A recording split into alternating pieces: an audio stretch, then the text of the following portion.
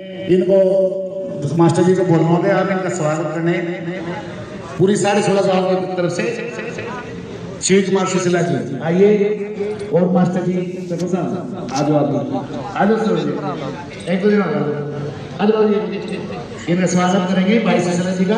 आज नौजवान साथियों, ये इतना बढ़िया आदमी है, इतना अच्छा आदमी, इतना संगठन का आदमी है कि संगठन का आदमी कोई भी संगठन हो गलत नहीं हो सकता। आजा सेठन भाई, ये हमारे सेठन पाले जी बहुत बड़े संघर्षी साथी, नौजवान साथी है। और ये हमारे सिसला जी हैं। मैं फिर दोबारा कहना चाहूँगा, ये ऐसे बहुत बढ़िया संगठन के साथ काम कर रहे हैं और सामाजिक तौर पर काम कर रहे हैं। इनको भी अंदर करवा दे रहा है रामजादे को, कई आदमी झूठे केस में, लेकिन सच्चाई के मिशन जी, जैसे राम जी ने बोला, सच्चाई की जीत होती है। आज हमारे बीच में हमारा भाई बैठा हुआ है और खड़ा हुआ है और आने वाले टाइम में संघर्ष के साथ फिर बजाने का हिम्मत रखता है। क्योंकि गोविंदा भाई जो गाँव में था, सारे आल हरियाणा से सारे इकट्ठे हुए थे, हमारी जीत हुई थी। अब उनको प्रशासन को पता लगा था ये संगठित आगे भी संगठित रहेंगे और है। तो सिसला जी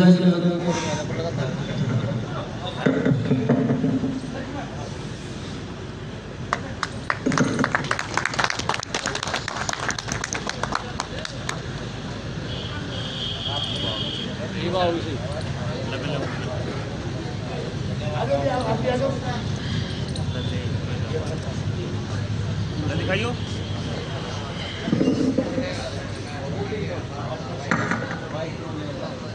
हमारे ये, और अब मैं भाई साहब को बोलूँगा कि तो आप इतनी दूर से आप आए हो तो हमारे बड़ों को, बुजुर्गों को, बच्चों को भी 2 मिनट आप अपना संघर्षीय का और अपने अनुभव का साझा करेंगे। शिव कुमार सिसला, ये शिव कुमार सिसला है, इनका नाम शिव कुमार सिसला। ये जो सिसला है ना, वो एक गांव है इनका। ये अपने पूरे गांव को लेकर चलते हैं। हमारे समाज के शेर अगर कहते हैं ना, तो उन शेरों में से ये बब्बर शेर है, जो कैथल से एक फोन के ऊपर दौड़कर हमारे बीच आए हैं। आपका हमारे गांव में आने का और हमारे परिवार की तरफ से, हमारे 16.5 की तरफ से आपका बहुत बहुत स्वागत, अभिनंदन। आप आए और हमें बहुत अच्छा लगा। एक फोन के कॉल पे हमारे सरपंच साहब जो युवा हैं, आने वाले समय में हम एमएलए इनको देखना चाहते हैं और इनके साथ हैं। और इसी तरीके से ये जो शिव कुमार सिसला जी हैं, अखिल वाल्मीकि महापंचायत के राष्ट्रीय अध्यक्ष हैं। ये जो हमने हरियाणा के साथ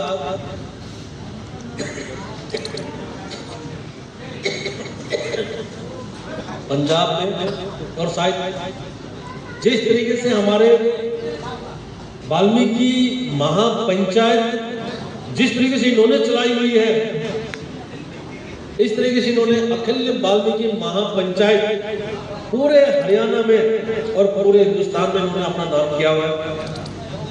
ऐसे शेरों का जो हमारे समाज के लिए लड़कर मरकर एकता दिखाकर, चाहे कुछ भी हो, हर समाज के लिए लड़ने का जो काम करते हैं, ये संगठित लोग जिनके साथ हम जुड़े हुए हैं। हम भी आपके सिपाही हैं, आपके कंधे के साथ कंधा मिलाकर हम आपके साथ, अपने समाज के साथ हैं और रहेंगे। इन्हीं शब्दों के साथ हम शिव कुमार सिसला जी को 2 शब्द अपने परिवार को, 16 गाँव से नुमाइंदा आए हुए हैं, उनके बारे में और अपने समाज के बारे में 2 शब्द ये भी कहेंगे। शिव कुमार सिसला, थैंक यू जी। बहुत बहुत धन्यवाद आप लोगों का। सर्वप्रथम तो जो 16 गांवों की पंचायत, जो तपेदार और श्री जय सिंह जी जो हमारे बुजुर्ग हैं, सबसे पहले तो मैं ऐसे बुजुर्गों का आशीर्वाद लेते हुए जिनकी अध्यक्षता में आज ये कार्यक्रम हुआ है, सबसे पहले यहाँ अखिल वाल्मीकि महापंचायत के प्रदेश के सचिव प्रोफेसर सुनील कावड़ी जी, जो मेरे बहुत अच्छे मित्र हैं, सतप्रकाश जी, सरपंच साहब, जिला पार्षद जी, और यहाँ उपस्थित मेरे साथ आया कपूरा राम प्रधान जी, गिन्ना राम जी, और यहाँ उपस्थित शेठपाल जी, यहाँ उपस्थित वाल्मीकि समाज के 16 गांवों के बहुत ही बुद्धिजीवी सामाजिक नेतागण, मेरे नौजवान साथी, आप सभी का यहाँ इस सामाजिक पहल में मैं हार्दिक स्वागत भी करता हूँ और धन्यवाद भी करता हूँ कि आपने इतना कीमती समय समाज को देने का काम किया। बुजुर्गों साथियों, जैसा कि आप सभी को विदित है, बड़ा अच्छा लगा मुझे यह देखकर कि भाई सुनील जी का मेरे पास कल फोन आया। वैसे तो कई दिन से इनके मैसेज आए हुए थे कि भाई साहब आपने भी आना है, तो मैंने कहा भाई जब समाज के लोग इकट्ठे होने लग रहे हैं कहीं पर भी, और मैं उनके बुलाए पे आपका छोटा सा समाज का कार्यकर्ता अगर नहीं आए तो वो भी गलत बात होगी। और जो आप लोगों ने इतना मान सम्मान मुझे देने का काम किया, इसके लिए मैं आप सभी का पुरजोर तरीके से बहुत बहुत धन्यवाद व्यक्त करता हूं, आभार व्यक्त करता हूं। बुजुर्गों साथियों, वाल्मीकि समाज को आज जरूरत है आप जैसे बुद्धिजीवी लोगों का सानिध्य की। हमारे बुजुर्ग बहुत अच्छा कार्य करके गए और आगे भी हम सबका मार्गदर्शन करते रहते हैं। जो आप लोगों ने आज ये 16.5 बोलते हो आप, 16.5 गांवों की जो आप लोगों ने यहाँ महापंचायत का आयोजन किया है और समाज को एक नया दिशा और निर्देश देने का काम किया है, ये काबिले तारीफ है। बुजुर्गों साथियों, जैसा कि इसमें जब बात पंचायत की है तो इसमें पंचायती बातें ही ज्यादातर होनी चाहिए, ज्यादा कानून की बातें यहां करने का फायदा नहीं। जैसे गोत्र की बात है, समाज में बड़ी कुरीतियां फैली हुई है कि भाई एक गोत्र में ही लड़का लड़की शादी कर लेते हैं, तो ये बड़ी गलत बात है और आप लोग इसका पुरजोर तरीके से डटकर विरोध करते हैं, ये बड़ी खुशी की बात है, क्योंकि एक गोत्र का मतलब होता है एक परिवार। और वाल्मीकि समाज, हमारे बुजुर्ग हमने देखे कि 3 गोत्रों को मानते आए हैं कि हमने अपना जो सावा गोत्र है उसमें भी हमने रिश्ता नहीं करना, वो हमारा भाई हो या फिर लड़का या लड़की की माँ का गोत्र है, हाँ बोलिए, उसमें हमने रिश्ता नहीं करना होता। और लड़का लड़की की जो दादी है उसके गोत्र में भी हमने रिश्ता नहीं करना। तो चलो 1-2 गोत्र की बात नहीं, कम से कम अपना जो सावा गोत्र है वो तो एक ही परिवार एक ही वंश के हैं। और वाल्मीकि समाज जो है वो बहुत ही इन बातों का बड़ा सुच्चा रहा है शुरू से ही। तो बुजुर्गों साथियों, आप सबका अगर ये आदेश है कि हमने एक गोत्र में आप लोग मोटिवेट करते रहें कि हमने भाई कम से कम एक गोत्र में तो रिश्ता हमने नहीं करना है, क्योंकि वो भाईचारे का काम है। तो बुजुर्गों साथियों, आप लोगों का ध्यान आप दूसरी तरफ आकर्षित करते हुए, आज वाल्मीकि समाज को आवश्यकता है आरक्षण की। जिस प्रकार जो हरियाणा सरकार ने हमें शिक्षा में आरक्षण देने का काम किया है और उसको डीएससी, डिप्राइव्ड शेड्यूल कास्ट का नाम दे करके, हमारी हरियाणा सरकार से भी ये मांग है कि जिस प्रकार आपने शिक्षा में वंचित अनुसूचित जातियों को आरक्षण देने का काम किया है, उसी प्रकार अगर जल्दी से जल्दी वाल्मीकि समाज को नौकरियों में भी आरक्षण दिया जाए, यानी कि डिप्राइव्ड शेड्यूल कास्ट को, वंचित अनुसूचित जातियों को अगर नौकरियों में आरक्षण दिया गया तो उसके बड़े सकारात्मक परिणाम जो है वो आने वाली पीढ़ियों में निकलेंगे। बुजुर्गों साथियों, जैसा कि अब वाल्मीकि समाज संगठित होने लगा है, लेकिन यहाँ पास में ही है, गोविंदा है, अपना साथी है, भाई है, सुनील जी है, और भी सरपंच साहब है, सारे बड़े सामाजिक साथी हैं आप लोग। सरकार को भी और इन लोगों को भी लगता है कि जो आदमी वाल्मीकि समाज की लड़ाई लड़ने के लिए आगे आता है, उसके ऊपर ये लांछन लगाने का काम करते हैं कि ये समाज के आगे ये आदमी जो इसको डराया किस प्रकार जाए, इसको धमकाया किस प्रकार जाए, इनको खरीदा किस प्रकार जाए। तो बुजुर्गों साथियों, मुझे कहते हुए बड़ी खुशी महसूस हो रही है कि वाल्मीकि समाज के जितने भी धुरंधर साथी आगे आकर के समाज की लड़ाई लड़ने का काम करते हैं, उनमें एक भी साथी डरपोक नहीं है, बुज़दिल नहीं है। कई बातें साथियों, हम अपनी लड़ाई अकेले अकेले नहीं लड़ सकते, क्योंकि हम हर तरीके से कमजोर हैं। कमजोर लोगों को ही संगठन की जरूरत होती है। क्या कभी आपने देखा कि पूंजीपतियों का कोई संगठन आकर के हड़ताल कर रहा है या धरने प्रदर्शन कर रहा है? जो मजबूर आदमी है, मजलूम है, वंचित है, शोषित है, पीड़ित है, उसी को संगठन बनाने की जरूरत होती है, क्योंकि अकेला व्यक्ति अपनी लड़ाई नहीं लड़ सकता। हम सबको संगठन में रह करके, संगठित होकर के, अगर एक साथी के ऊपर कोई आपत्ति है, विपदा है, तो समाज के लोगों का फर्ज बनता है, दायित्व बनता है कि उनके साथ खड़े होकर के संघर्ष करें, क्योंकि हम लोगों को संघर्ष के बिना न्याय नहीं मिल पाता। और आज उसी के परिणाम स्वरूप बहुत सारे वाल्मीकि समाज के सामाजिक संगठन एक होकर के समाज की लड़ाई लड़ने का काम कर रहे हैं। बुजुर्गों साथियों, मुझे ये कहते हुए बड़ी खुशी महसूस हो रही है कि आप में से 100 के 100% लोग समाज की लड़ाई, चाहे वो शिक्षा के स्तर पर हो, राजनीतिक स्तर पर हो, या कोई पीड़िता के स्तर पर हो, आप सभी अग्रणी होकर के समाज की लड़ाई लड़ने का काम करते हैं। ये बड़ी खुशी की बात है। बुजुर्गों साथियों, आप जैसे लोगों का सानिध्य समाज को, परिवार को मिलता रहे, ये बड़ी अच्छी बात है।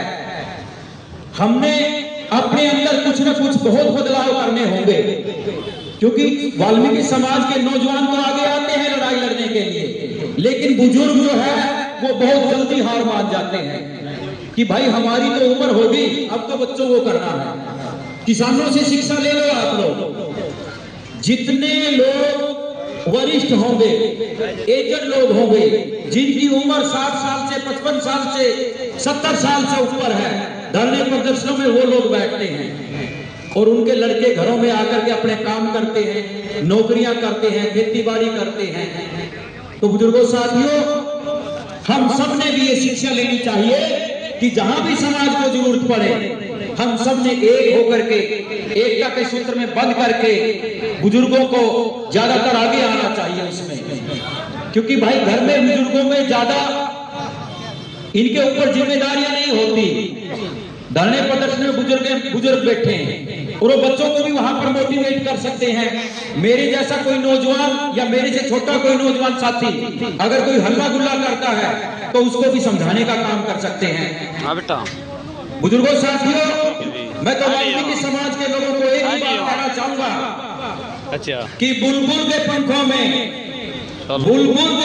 में कभी बाज नहीं होते, बिखरे हुए लोगों के इतिहास नहीं होते, और जिनको पड़ गई है झुककर चलने की आदत, साथियों लोगों के सिर पे कभी ताज नहीं होते।